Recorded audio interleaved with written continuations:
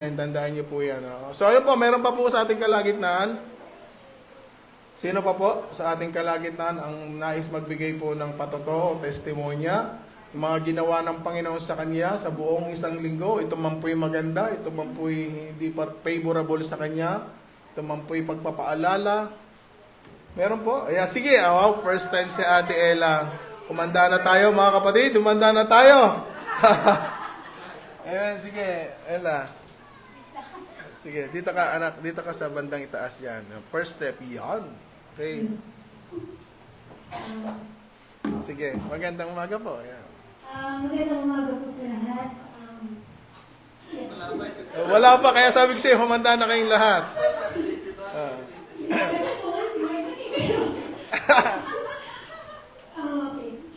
Okay, sige. Hinga ka ng malalim.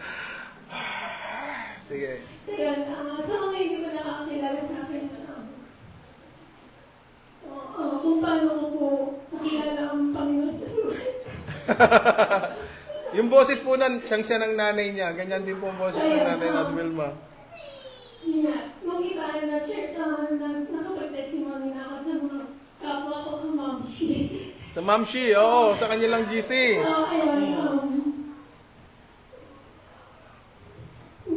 Ginagawa po ang Panginoon sa buhay ko nung pangangailangan ko sa kanya. Muntay ko na missionary pa nga po yung Emmanuel Bible Baptist. Church, oo. Mission pa lang. Hindi pa siya Organize, oo. Nag-Bible study lang po kami nila, Kuya Brani, ganyan. Tapos po, yung panahon po na yun, yung init ng pananampalataya sa Panginoon is nandun talaga. Oo. Yung parang, pero yung time na yun, dun ko talaga naranasan yung mga kapayapaan. Tapos, lahat ng bagay sa akin parang magaan, ganyan. Amen.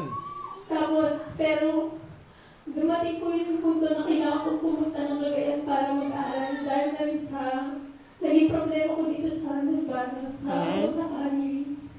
Pagdating ko lang, andun pa rin yung init ng pananampalataya. Actually, pagdabag ko ng Cagayan, kinausap ko agad yung pastor namin, pastor ng Burlingame. Oo. So, parang siyempre magkaiba ng Doktrina. Paniniwala din yan sa mga instrumento pa lang. Pero, nung time na yun, parang ang tingin ko sa sarili ko, marunong na ako. Dahil nasa pananampalataya ko. Oh, marunong na. Oo. Pero, kung titignan, paka-hypocrite ako pala ng panahon yun. Kasi tignan nyo, kahit nandun ako, dumating po yung time na kahit anong gawin ko, kahit anong basa ko ng Bible, wala na talaga pumapasok sa akin. Kasi nga, wala na akong kasama. Kasi napapaligiran ako ng mga worldly things. So hindi ko talaga siya kinaya mag-isa. Kaya, pagkakagod ako. Kaya ako, ginawa ko lahat ng masama. Wala na akong kinilala. Pero, muli, dumating ulit ako dito. Eto na naman, nagkaroon na naman ako ng problema.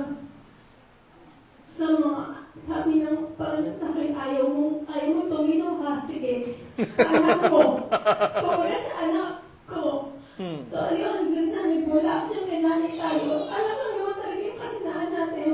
Kaya, ayun na. Nagkaroon ako ng problema sa mga anak ko na hindi ko na kaya mag-isa kahit ano kausap ko, kahit ano, ginawa ko na lahat. Hindi pala, Diyos pala talaga ang kailangan sa lahat ng buhay, sa lahat ng aspeto. Amen. Yun na lang talaga. Tapos yung time na yun, dumating na sa point na yung utak ko parang mababaliw na. Kaya yung ate ko, yung kaya niya sa akin agad. Kada nag-share ako sa kanya ng problema ko, hindi na sinasabi kung ano yung advice. Sige, sumpa ka na lang bukas. Ano sabi ko, wala ka magpaka sa akin. Action. Kasi bukas. Hanggang sa hindi na ako, gagawin ako. Kasi panggabi lang ako, parang panggabi yung trabaho ko. Hanggang sa isang araw, hindi ko nakakaya. Sabi, hindi ko alam kung paano ko i-open kay Ate Daisy na gusto ko nang magsimba. Kasi nahihiya ako. Hanggang sa, like, uy, Ate Daisy, si Ishi, si Shin.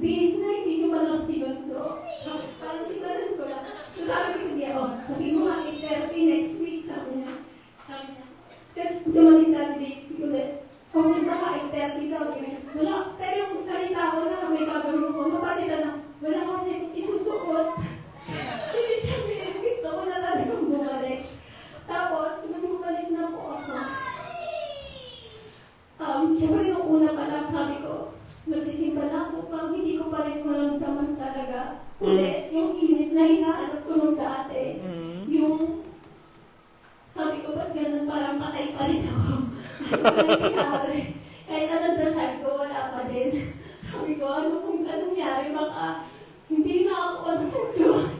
Parang hindi ka na anak ng Diyos. Hindi ko na nararamdaman. Kaya sabi ko, kaya nung nag-Bible study ko ulit, unang araw ng Bible study, hindi ako talaga sa Panginoon yung gabi niya. Kaya, Panginoon, ikaw na magpala sa lahat, sa mga anak ko, ikaw na magpala. Yun. Tapos, ayun, iyak talaga siya. Kinausap ko talaga siya ng positive. Ganun. Tapos, simula po na nung gabi yun, parang ano na, naranasan ko na ulit. Kasi sabi ko, hindi na ako maiiyak manood ng mga about Bible. Hindi na ako maiiyak magbabasa ng Bible. Kaya nakikita na yung mga ko, ay paano si Raven, si Raven na hindi na siya nagbago. At least, hindi na kami nag-aaway pag nag-uusap. Hindi na kami nagsisigawan. Amen. Kasi ganun klase lang na masasaktan niya ako masasaktan niya ako o magsisigawan kami, ganyan. So, yung palang is may pagbabago na. Amen. Tapos, simula po nun, ang dami ko pong binago. Actually, nung panahon kong tinalikulat ko Diyos, alam niyo sa kanina ko kung saan ako kumakapit. Sa mga horoscope. Mga Nagkaroon ka ng oras? anxiety sa buhay mo na gusto mo malaman yung future mo. Paano ang horoscope? Sunod ka rin naman sunod. So parang okay lang kasi umaayos ng konti, umaayos siya eh.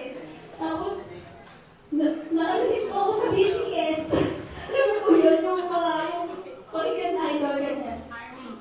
Kasi, ano siya eh, kaya ko siya nagustuhan. Kasi, yung ano niya, yung pinagmulan nila, parang naghirap sila, tapos umangat sila, ganyan. Di ba yung, alam mo yung parang kaya ko siya nagustuhan, mukhang tama. Oo. Di ba? Mukhang tama eh. Mukhang tama. Ganun din sa horoscope, mukhang tama kasi naging okay ka.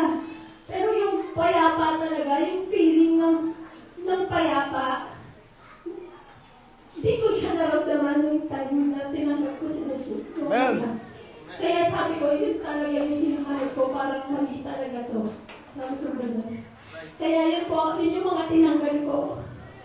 Wala nang, nagugulat yung mga kasama ko na wala nang BTS, nanonood pa daw ng concert. Sabi ko, hindi na talaga. Sabi nung kaibigan ko, hindi pa tapos yung laban. Sabi ko, tinatapos ko na. Sabi ko gano'n, tinatapos ko na yung buhay ko yun. Tapos, yung, ano yun, ML.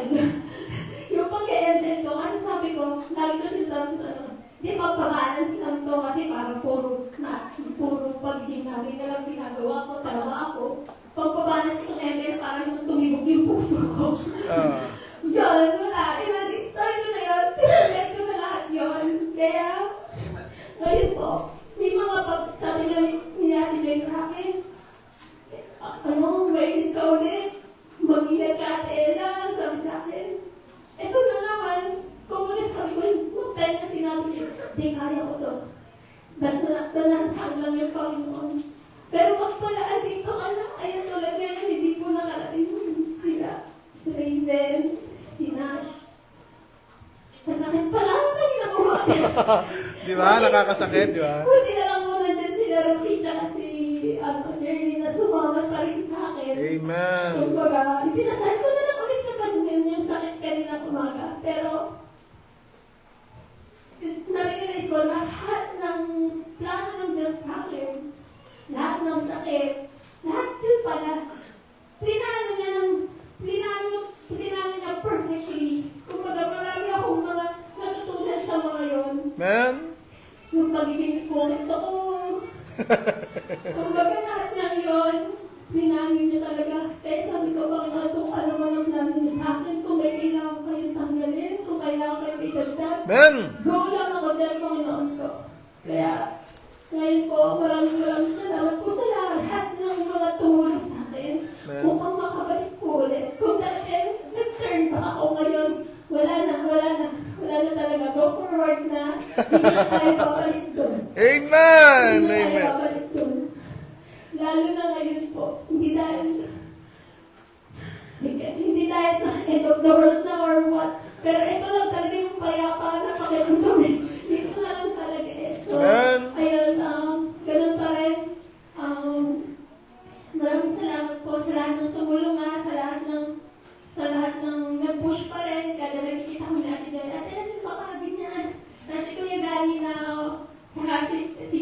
na naghahalina siya doon sa amin. So, yun lang po si Ate Dexter. Kaya maraming salamat po at sana po ay kung may nangangailangan din ng katulad ng testimony ko, baka ito na din yung time na ibigay niyo na lahat sa Panginoon. Kung baga ibigay niyo na po lahat, promise, magiging okay po talaga. Yun lamang po at lahat po ng papuri at pagpapasalamat ay para lang talaga sa Panginoong Jesus na siyang ating hari sa lahat na nagligtas sa atin, sa lahat ng kasalanan na nagawa natin. Maraming salamat po. Amen. So, kita niyo po, ano, kung ano-ano po yung tinry niya, no, para lang mapawi yung kanyang pong mga problema. Kumbaga, naghanap siya ng comfort sa ibang pamamaraan, pero wala pa rin yung kapayapaan na hinahanap niya. So, ang ganda ng word, nasa Diyos lang po talaga ang kapayapaan. Po. Kahit anong gawin ninyo, ang Diyos ay mabuti at ang hinahangad niya sa ating lahat ay mabuti. Ang tao lamang talaga ang nagnanais sa bagay na gusto niya lang ng laman nila. At tandaan po natin mga kapatid, kaya po na laging sinasabi po dito, ang gusto po malimit ng ating laman, ang gusto natin personal, ay yung ayaw ng Diyos. Pero yung gusto ng Diyos, yun ang pilit na itinuturo sa ating kaluluwa, sa espiritu natin. Ano po? Dahil ang hirap nga po talaga. Talagang ito ay digmaan. So, yung si Ella ay dalawa pa lang ang baby na no dati. Oo, so, kita namin yung init niya po talaga. Talaga mayroon po talagang pagkakataon ng isang anak ng Diyos ay napapalayo talaga. So, yun po naman ang prinsipyo no? Na kapag anak ka talaga ng Diyos, hahanapin ka niya at ibabalik ka niya sa kawan. Ano? Kung anak ka talaga ng Diyos. Ngayon, ang gusto kasi ng Diyos talaga, maligtas ang lahat. Dangan nga lang, hindi niya kayang sigurong iligtas ang lahat, bagamat yun ang gusto niya, kung hindi magpapaligtas talaga. So, ganun lang naman po yun eh. Ang tao, hindi maliligtas kung hindi magpapaligtas. Ganun lang po, ano? So, may paraan ng Diyos. So, tao na po ang magdidesisyon, ano? Kung tatanggapin niya yung paraan ng Diyos, yung kaligtasan ng Diyos, pero kapag nangyari yung kapahamakan, ay hindi mo kayang sisihin ng Diyos sapagkat inilatag na niya yung paraan niya. No? So, salamat dahil ang pinaka-essence ng testimonya po niya, yung kapayapaan, nasa Diyos talaga. Ano? Uuwi talaga tayo sa Diyos, mga kapatid. Kaya, ngayon pa lang, ay isuko na nga natin kung ano man yung problemang yan, anong kasalanan niya. Kasi nga, yung kasalanan, ang may gusto talaga nan, si Satanas. So, kung ikaw ay buhay at nabubuhay sa kasalanan, at hindi ka nag-come up dun sa pananampalataya talaga at dinatnang ka talaga ng kamatayan, eh yun po talaga yun eh. No? So, hindi ko ay tinatakot. Pero yun po talaga yung realidad. No? Not everyone that saith unto me, Lord, Lord, shall enter into the kingdom of heaven. So, magpasakop tayo sa Diyos. Ano? Magpasakop po tayo. Dahil mahal tayo ng Diyos eh. Ayaw niya mapahamak tayo eh. Ayaw tayo magpahamak eh. So, ayan po.